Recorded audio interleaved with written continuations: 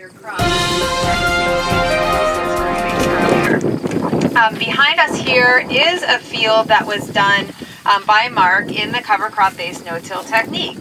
And he actually flew on this cover crop, which was a combination of rye and vetch and some clover onto a preceding dry bean field, and then came through and used the ruler crimper. Mark, maybe you want to talk a little bit about what you did here. Sulfur 522. It's a very crude seeder, so it's a no-till coulter with a pneumatic shotgun behind it.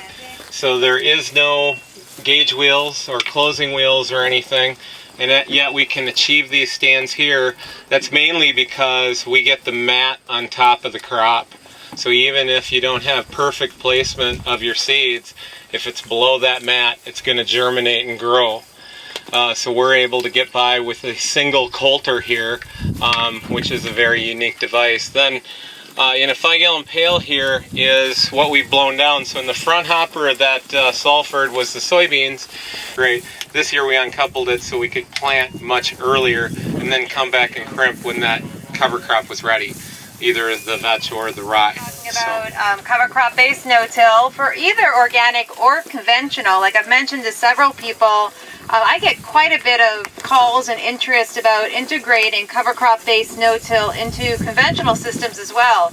And I didn't show data from our conventional sites, but we did have 2 years worth of conventional data out of the Lancaster Ag Research Station. Here in Wisconsin, we have a very hilly area in the southwestern part of the state, the driftless region, and conventional growers are typically interested in this production practice for a couple reasons. Having the cereal rye cover crop offers a part of the rotation where you can easily integrate cover crop benefits, but also it helps, like I mentioned this morning, prevent erosion on those conventional fields in that very hilly, highly erodible land of the driftless region.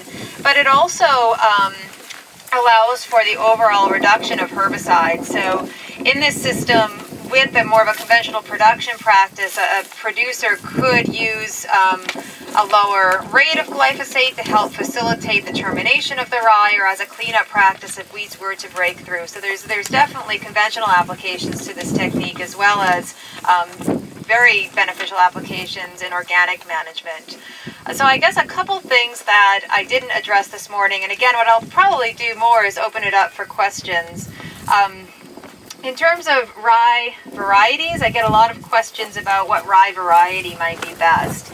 And when we first tried this system at the Arlington Ag Research Station, we tried a rustic rye.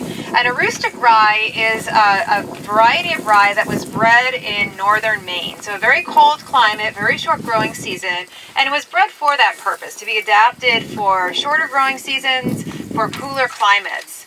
And it is the only variety of rye that we've trialed and that other research projects have trialed across the country that does show a marked difference in maturity as compared to other rye varieties. So a rustic, as compared to Hancock or Spooner or some of the other rye varieties that are commonly grown in Wisconsin, it will reach that key stage of maturity and thesis about 2 weeks earlier. So that definitely would allow for an earlier termination date. I was actually asked by farmers, though, to move back to other varieties because of the seed availability. A rustic rye tends to be harder to get, even with the increased demand because of the increased interest in cover crop based no-till. There still tends to be a low supply of a rustic seed, and it tends to be available on the East Coast. So we've moved to doing most of our research into the varieties that are more commonly available, such as Spooner or Hancock. But a rustic is a variety of rye that was more adapted to the system. In terms of vetch varieties, if you were to be doing vetch, I think, like I mentioned, Purple Bounty is a variety that does have earlier maturity, but it isn't as cold tolerant. So that is definitely a downfall here in Wisconsin. But if you're from a more southern climate, Illinois, Ohio, you could get away with doing Purple Bounty vetch.